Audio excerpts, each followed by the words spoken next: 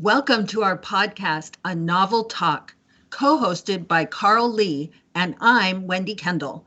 My mystery book, Cat Out of the Bag, that's cat with a K, is available on Amazon, Barnes & Noble, bookshop.org, and all over. Catherine Watson, an international purse designer and amateur sleuth, goes from designer bags to body bags as she's faced with a puzzling mystery in her hometown of Bayside. And watch for the prequel, Pistachio Makes a Splash, available early in September. Thank you to all the readers who've let me know how much they enjoyed the book. And here is your co-host. Thanks, Wendy. My name is Carl Lee, and I write paranormal fantasy. My first novel, several months behind Wendy's, but hopefully will be um, published in the not too distant future. Yes. And our talented guest today writes in a variety of genres, among them paranormal, suspense, and romance. She loves creating spine-chilling stories that keep readers on the edge of their seats, and she sure does that well. She started writing as a little girl at 10 years old, and when her dream to be a published author came true, she never looked back. What a prolific and award-winning author. You'll definitely want to visit her website, aliciadean.com, to see all her titles and find out more about her. Today, we're going to focus on her wonderful Haunting at Spook Light Inn. This is part of A World of Gothic, which is a Gothic mystery romance series by authors from all over the world. Alicia Dean had the idea to ask authors from various countries to join in this venture to write a Gothic mystery novella set each in their own country. What a brilliant result. Alicia Dean is also a huge Elvis Presley fan, and you can search for subtle references in her books. So thank you very much for joining us on A Novel Talk with Alicia Dean, and that is my best Elvis Presley. Well, that's your best, huh? It was a good try. It was a good try, but there's only one Elvis. So thank you so much, Wendy and Pearl, for having me. I'm very thrilled to be here, and I look forward to chatting with you. Well, thank you, Alicia, for joining us. I loved the haunting at Spooklight Inn because I love paranormal, let's face it. The description of the inn is incredible. I was wondering, what did you use as a reference? Well, thank you, Carl. I'm glad that it worked because I'm ashamed to admit that the way I came up with the description is I just Googled various sites Hmm. related to decor and architecture, and I stole some of the ideas from those, and then I sort of put them all together in my Spook Light Inn, and it helped me to picture the building and what it would look like. And then for the specific touches regarding the Spook Light legends, I just made those up. I thought of different, busts or statues or whatever that would depict the different legends, and I had those in some of the rooms. In Gothic mysteries, the dwelling is more or less a character itself, Yes. so it needs to be pretty vivid and somewhat detailed. And it was important to me that I got that part right. So hearing you say that is gratifying. Thank you very much. Well, you did, and it's called collaboration, not stealing. Okay, I like that better. There's so much story in this thrilling read. What are the challenges when writing a novella length compared to when you're writing a story that will be a book length? Well, I don't find it any more challenging to write a short versus a full novel because I know before I start a project how long I want the story to be, and I plot accordingly. I have a process where, based on my target word count, I estimate how many scenes I need. For example, a novella should be about 40,000 words, and each scene for me is approximately 1,000 words. So I would just list 40 events or scenes that might take place. And that keeps me within the parameters of my projected word count. And of course, some of those scenes are going to change as the story continues to develop, but it's just a pretty solid outline that I can use as a roadmap, and that keeps me within the word count that I'm going for. What a great process. I may have to steal that for my own work. Yes, Okay, me you're too. welcome. Well, thank you. Speaking of great, the character Loretta is great. Um, I, how did you how did you manage to keep her both aloof and appearing welcoming at the same time? I may be drawn to characters with that kind of duality. I'm a Gemini, so I kind of have that bug in me as well. Right. Well, I tried to keep her character in mind as I wrote her scenes. Tried to keep in mind what she wanted and who she was. And she is loyal to Declan, the hero of the story. And Hmm. while she doesn't like having guests at the inn, she knows that she must, and it's her job to deal with them. So I just tried to get in her mindset and write from her conflicting wants and her duty, knowing, that she has to greet them and see to their needs, but because of her reluctance, there's just not a lot of warmth involved in those interactions. So, She's amazing. well, thank you. Well, I'm absolutely tantalized by the suspense in your story. The intrigue in your mystery kept me guessing. And woven in is also a romantic suspense that sizzles. Hmm. What what is important when creating suspense in writing? And is it different for mystery than it is for romance? Well, to me, it's important to continue upping the stakes and increasing the tension and danger when you're writing a mystery or suspense, even if it's a romance. You still want to keep those um, stakes high. You don't want the initial bad thing that happens to be the worst. I recently read On Writing by Saul Stein, and he suggested making a list of all the obstacles and conflicts that your character will face and then put them in order by severity from least to most and show them playing out in that order in your story, if that makes sense. You want the mildest obstacle to be the initial one, and then for them to increase in severity. I believe that I already do that like naturally because I know that my characters need to continue to be challenged in more you know, vital ways. But I will use his tip on future stories to make sure that I'm making the stakes higher and as it goes on. Um, in a suspense, it's important to remember that the character should be in danger. So I try to insert dire scenarios fairly often. It's different for a straight suspense or mystery than for a romance because you have two storylines going on in a romance and you want to balance them out. Since mystery suspense is my first love, when I wrote a romantic suspense or a paranormal romance, I often have to remind myself that there's a relationship happening and not just, murders and that kind of fun stuff. That kind of fun stuff. I love that. You mentioned earlier that the Spook Light legends are real. Um, I've never heard of them before. Okay. Where where Yeah. where did they come from? Well, they actually came from here in Oklahoma.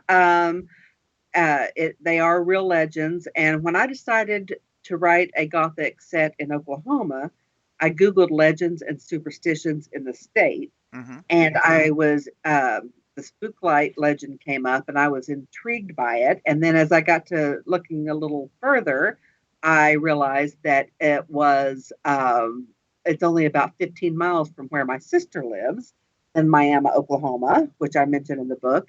Um, Hmm.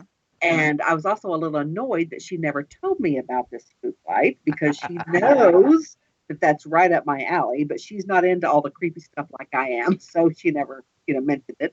But when I learned about it, I contacted her and uh, myself and two of my author friends, Kathy and Krista, we took a road trip to visit my sister. She lives about 200 miles from me. And she took us out to Spooklight Road at night. And it's crazy how dark. I mean, it was the darkest dark I've ever seen. And it was very like creepy cool. And Kathy and I thought that we caught a glimpse of the spook light, but my sister and Krista didn't believe us. So I don't know if we did or not, Of but course you did. of course we did. I mean, we were on Spooklight Road and we were watching for it. We had to have seen it. But it is a fascinating legend, and I recommend that the listeners check it out because it's really interesting how and they've had it's just this mysterious light that hovers at the end of the road, and it was first seen back in the Trail of Tears during the Trail of Tears, and they've had like the Army Corps of Engineers has come out to try to determine what it's from, and some people dismiss it and they say, well, it's just there's a highway sort of in the background, and they say, well, it's just headlights from cars on the highway, but they didn't have cars during the Trail of Tears, so I don't want to explain that one away. But yeah, it really is. It's fascinating, and I really enjoyed writing a story around it. I really like your protagonist, Camille. She's a fish out of water coming from Miami to visit rural Oklahoma to investigate the spook light. I am cheering for her through all the dangers she faces. What are your favorite qualities about Camille? And did she ever do anything that surprised you? Um, well, I'm glad you like my protagonist. I enjoyed creating Camille, the skeptic, and putting her in a situation where she had to accept that paranormal activity indeed exists. My favorite qualities that she had were that she was determined and she had courage, even though she was afraid, and that she wanted to help others, even non living others. I don't think she did anything that surprised me other than she was a bit more nosy and tenacious than I expected. But other than that, I felt like I knew her pretty well and she didn't pull any surprises on me. It's always fun when our characters surprise us with something that we didn't expect them to do. Um, I've mentioned how much I love a good paranormal story, um, and you've written a great one here, and you have so many compelling characters. I want to ask you about another one. Can you talk about Eleanor and her role in the haunting at Spooklight Inn? Yes, poor Eleanor, the hero's sister. She had to convince, well, she's a ghost, but she had to convince Camille that she existed so that Camille could help her, which was no easy feat since Camille's such a skeptic. I think that Eleanor helped readers to see the kind hearted side of Camille.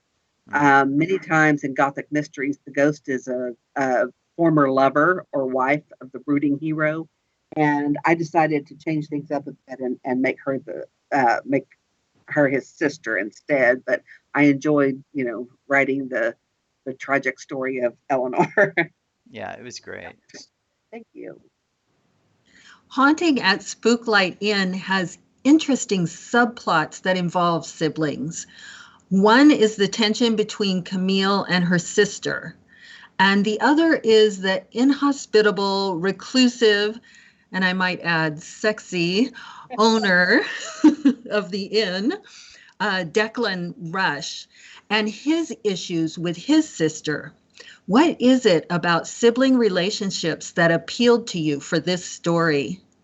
That's a great question. I have four sisters, and I had one brother, but he passed away in 2018. So I have been surrounded by siblings my entire life. My siblings and I have always been very close, and I mean I'm right in the middle, so I've really been surrounded by them my whole life. Oh, yeah. Um, but we're very close, although we have definitely had our ups and downs over the years. But I love exploring the sibling angle, and it's fun to imbue my fictional sibling characters with flaws that my real siblings don't have, or at least I don't think any of my sisters will steal my fiance. But it's funny. In one of my books, I killed the heroine's sister, and one of my sisters took it very personally. The character that, yeah, she was like, "Oh, you killed the sister," and the character in the story was sweet and beautiful and almost perfect. So I guess my sister saw herself in that character. I was like, no, she wasn't based on you. Trust me. Love that.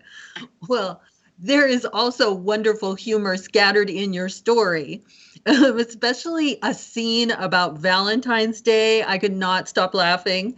How important is it for a contemporary Gothic story to contain some humor?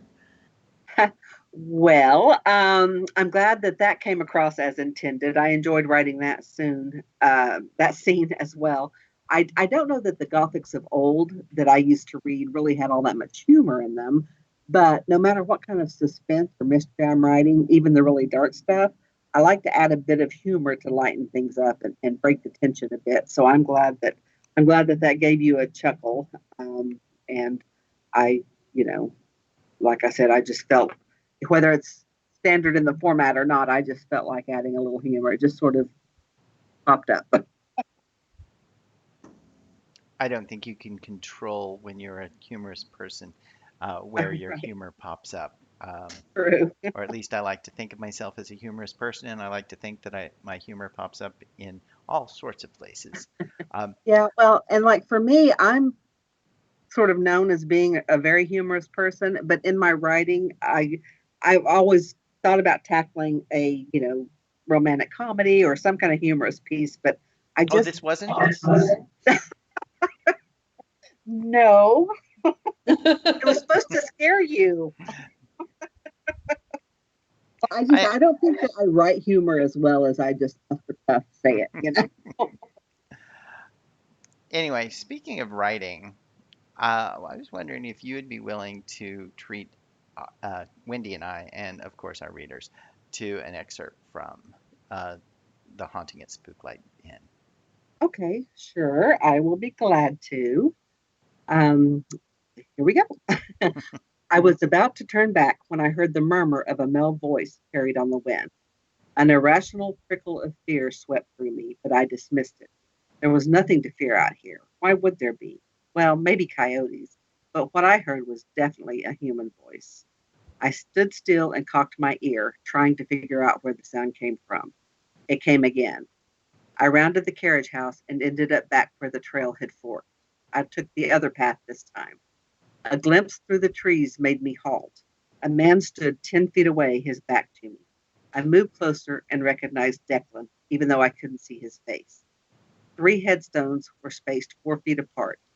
Declan stood in front of a stone that looked newer than the others. It was white marble, teardrop shaped, with roses carved into the sides. His sister's grave? He wore a charcoal gray trench coat with the collar pulled up around his neck. His breath came out like wisps of smoke in the cold air. Snow dampened his dark blonde hair, making it look almost black. He was unaware of my presence. His focus was on the grave. Sympathy pierced my heart, and I blinked back tears. He looked so forlorn, so alone. I had to tighten my hands into fists inside my coat pockets to keep from reaching out to him. My efforts would not be welcome. After several moments of silence, I began to wonder if I'd really heard his voice. A small grouping of trees were all that separated this area from the carriage house, so it was possible. But had he been speaking to his sister? He didn't seem the type of man to give in to sentiments such as talking to a dead loved one. I no sooner had the thought than he spoke again. I'm sorry, Eleanor. I wish we'd gotten along better, but I did love you. I never wanted this to happen. I only wanted to protect you. Feeling like a spy and not wanting to continue intruding on his privacy, I stepped back. My foot landed on an icy tree branch lying on the ground, and the sound exploded like a firecracker in the still afternoon. Declan whirled to look at me. My heart leapt to my throat. His expression tightened in anger. Miss Burdett, what in God's name are you doing out here? I was just taking a walk. I cast a guilty glance over my shoulder, then looked back at him. He peered in the direction from which I'd come. You were at the carriage house? The words were barked like an accusation. Yes, I took a deep breath, suddenly feeling the cold, even though the wind was still calm. I just came upon it. I didn't go in. The doors were locked. I realized my error as soon as I said the words. Too late to take them back. You tried to get in? He stalked over until he stood directly in front of me, looming like a dark, angry cloud. The carriage house is off limits. Stay away from it. You understand me? I swallowed. I wasn't going to hurt anything. I was just curious. I said, stay away. His voice was deadly, his eyes molten steel. Do I make myself clear? For one brief moment, the fury in his eyes made me think he might be capable of murder after all, namely mine. I couldn't speak, so I only nodded. He held my gaze for a few more gut-wrenching moments, then stormed away. Oh, wow. Thank you for the reading. I love that scene. You're welcome. Thank Uh, you. Yes, I love that scene. Chills. Well, thank you so much for joining us for a novel talk. Listeners will definitely want to check out your website, aliciadean.com. And a thank you to our listeners for tuning in. Remember to subscribe so you don't miss an episode. And to take a little liberty with a line from an Elvis Presley song, now it's time for a little less conversation and a little more reading. Because a novel read leads to a novel talk.